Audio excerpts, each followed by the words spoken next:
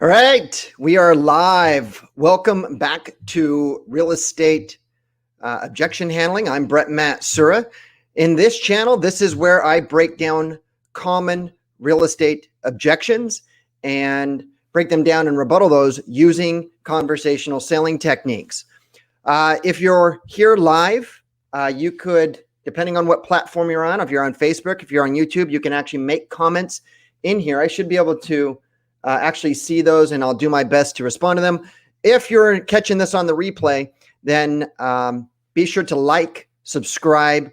Let us know that you're here on the replay in the box down below. If you like and subscribe to it, that helps the algorithm reach out to more people. So help us spread the love. Now, today's objection is a pretty common objection. It is, and it's the daily objection for the real estate role-playing group. And the objection is, we'll let you know when we make a decision. We'll let you know when you make a decision. So I'm going to break that down, and we're going to go through the process using conversational selling techniques to show you how to rebuttal that. Now, this is a very low level, what I call a level 1 objection. So it's not one of those things that's really in depth. You've got to get to the objection below the objection. So we're going to do that. Now, here's the thing that you guys will always say. If you've heard me deliver any training, or if you know me at all, then you'll hear me say that you need to practice. You need to practice your objection handlings. You need to practice your scripts. You need to practice your presentations. And here's why. Nobody ever got good at anything ever in the history of forever without practice. Natural ability will only take you so far, and you're never going to perform at a level higher than you practice. Now, when I was in the Marines, what we used to say, and what they probably still say now, I've just toned it down for the corporate environment, is that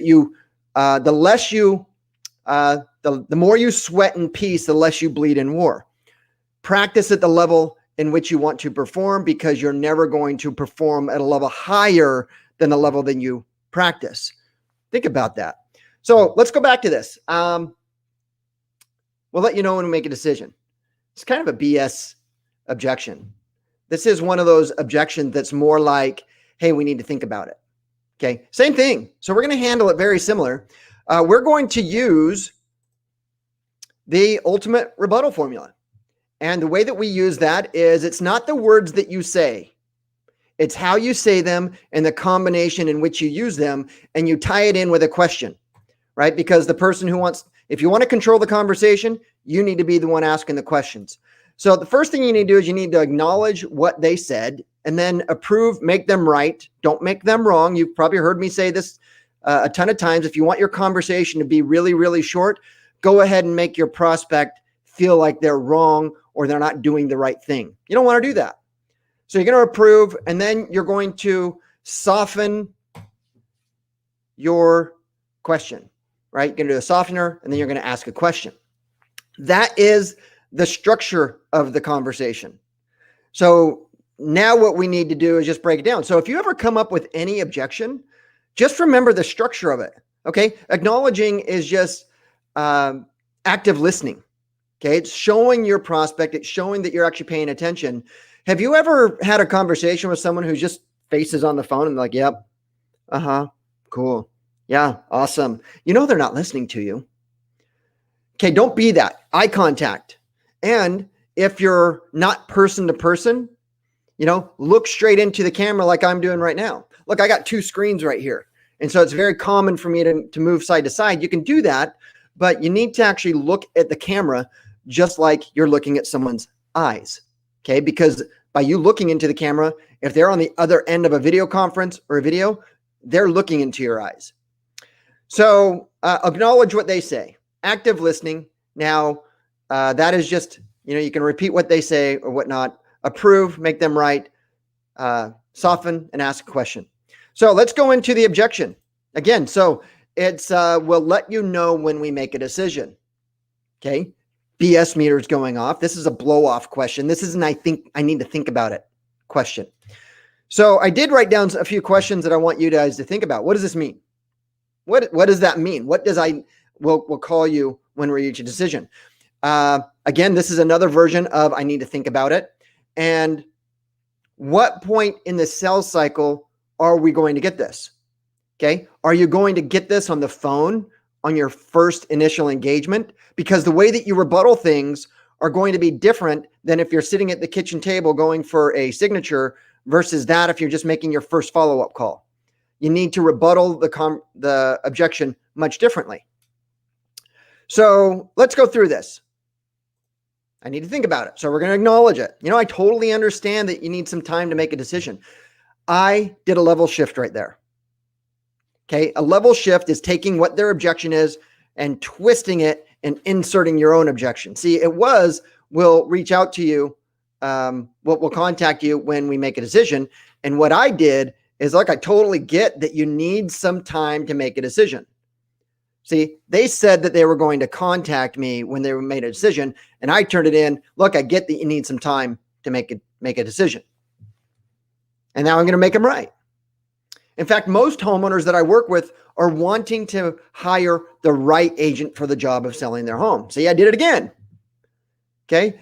I just turned into two different things from we'll contact you when we want to make a decision. And I turned that into number one, look, I totally get that you need some time to make a decision. And most agents most homeowners want to make sure that they're hiring the right agent for the job of their selling a home. So really what I'm doing is I'm responding to this like I need to think about it. Now I'm going to do the softener, which my go-to softener is, however, if you don't mind me asking, you could put in, hey, while I have you on the phone, you could combine the two. Hey, if you don't mind me asking while I have you on the phone. So that's a softener, and that's just kind of leading into the question. And here's the question. This is an honest question. Think about it. When do you guys plan on making a decision? It's a good question, right? So if their original question is, we'll let you know when we're going to make a decision, then the most obvious question is, let me go back to this. When do you plan on making a decision? Okay, is it a day? Is it a week? A few hours? A few minutes? Next year? Right? It's an honest question. Now, the fact that you need to pause, right? Now, the next person who talks loses. Don't be that person that just does a run-on, right? You feel uncomfortable. You have that awkward quietness. When do you plan on making a decision? Because, I have lunch at noon, and, if you were going to make a decision, then maybe we should talk about that now. And, because don't do that. Okay. You want to make sure that the next person who talks loses. Now, they could say something like, well, what do you mean? Well, you said that you would contact me when you would make a decision. I'm just wondering, what is your time frame to make a decision? So all I did is I repeated what they said, and I just restructured the same question and gave it back to them. You can do this all. It's like Captain America says on, the Avengers, I can do this all day long. Okay. And then they're going to say whatever they're going to say. Another question that I put down here, what are the top questions that you have that are holding you back from making a decision today? That's an honest question too. Okay. When do you plan on making a decision? Well, we need to think about it and, give us a day or two. Okay. A day or two. If you don't mind me asking, I don't mean to pry. You can do a variety of different softeners.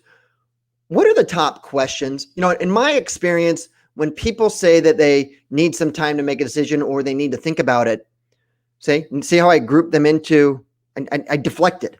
I didn't say that they are doing it. I said, in my experience, I find that when people need some time to think about it, or they want to wait to make a decision, that typically means that there's some unanswered questions about maybe the service that I provide, the fee that I charge. So I'm curious, that's a softener. So I'm curious, what are the top questions that you have that are holding you back from making a decision today? Or what are the top 1 or 2 or 3 questions that you have right now about my service, about my compensation structure, about my plan of action that's holding you back from making a decision today? And now they're going to come up with another objection. Maybe they say, well, we just need to interview other agents. Well, we just need to kind of absorb the information. Now, guys, a lot of this could be handled. A lot of these objections, if you're getting these at the kitchen table, then a lot of that is going to be structured into the pre-qualification process. So when you actually are scheduling an appointment, you should be pre-qualifying them. Now, everybody has their own pre-qualification. In the group that I run, the real estate role-playing group, our basis is in the Mike Ferry systems, scripts, dialogues, because Mike Ferry is the original gangster. He's the OG. And pretty much I found that every single script has a basis of Mike Ferry, right? It's like karate. Everything like goes back to the Shaolin monks in Kung Fu. So you don't want to have these types of low level, I need to think about it, blow off questions at the time of the appointment. You need to make sure that you're feeding them and nurturing them along through the sales cycle so that you're really the closing appointment, or excuse me, see, Freudian slip, the listing appointment is a closing appointment. You've sent them the CMA. You've sent them the net sheet. You've sent them your plan of action. You've sent them your experience. You're feeding things on to them. Okay. That's the whole process between the time that you talk to them to the time that you actually go on the listing appointment. Now, I do the same thing, right? I may not be going out and slinging houses. You know, I run a large real estate brokerage and we do a ton of recruiting, and recruiting is no different than your listing appointment. I do the same process. And you know what's funny, as an agent, you guys give me the same objections that you guys get from sellers. And I'm teaching you my bag of tricks.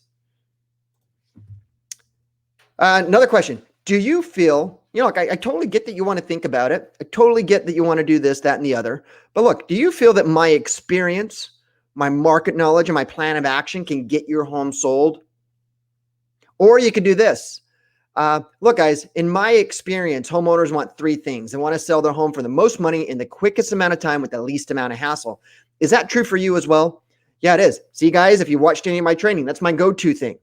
Okay, every homeowner wants those three things, and then they're going to agree with you. If they don't agree with you, then you shouldn't be on that listing appointment. Okay, because that means that they're probably a for sale by owner, because they want to sell their home for the least amount of money in the longest amount of time with the most amount of hassle. That's a for sale by owner. So you need to nurture those guys a little bit longer. Don't go on an appointment just for the sake of going on an appointment. There needs to be a return on investment, return on time. Now, when you're new, when you don't have a whole lot of business, you're going to start doing just work that just makes you feel like you're moving the needle. If you want to do that, put work into your practice and put work into your objection handling, into your scripts, and into your presentation, and into your pre-qualification. There's nothing worse than going on an appointment that you're going on an appointment that's just going to waste your time, and you know it. So do you feel, you know, after you ask them that question, do you feel that my experience, my market knowledge, and my plan of action can get your home sold? Well, yeah, I think we can do. Guys, according to the National Association of Realtors profile of buyer and sellers, it's like 75% of homeowners only interview one agent. So there's a 3 in 4 chance that by you sitting there and having a meeting, then you'll get the appointment if you ask for the business. If you don't ask for the business, there's a good chance that there's probably better chance than not that you're not going to get the business.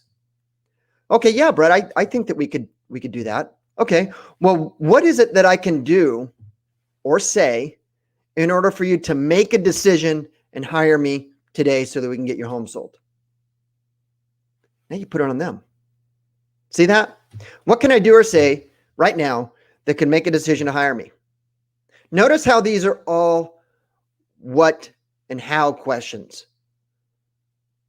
And that is how you're going to control the conversation. What is it going to do? Hire me today. Well, you know, the commission seems a little bit high. See, now you just pulled out the objection. It's not just objection handling training is not just about handling one objection, right? It's like when you're in the martial arts or when you're practicing self-defense and someone throws a right hook or a right punch. Okay, you don't finish any type of real life scenario with just learning how to practice that one punch. You've got to start working on what the counter punch is going to be. So this objection, because I call it a level 1 objection, is you just have to ask questions so that you can actually pull out what the real objection is. Now, in this case, in this scenario, it's, well, you know, I've met with other agents and, you charge a 6% listing fee and other agents are charging, 4%. Now it's a different objection. You're moving the needle. So that's what we got for there. All right, guys. So that's how I would break down today's objection. I already forgot what it was. We'll let you know when we make a decision. So if in fact, in closing, look, guys, just by watching this, yes, you're going to have some knowledge and know how to get, you're going to know how to respond to this. You're going to have the knowledge, but unless you get out and practice it, it's not going to do anything. And I would encourage you to practice it today, because in 24 hours, do you remember what you had for breakfast yesterday? Lunch? You have to think about it. Do you know what you had for breakfast last week? Right? If you don't practice it, you're going to lose it. This is not like riding a bike. I promise you that. So if you have a role-playing partner, break this into it.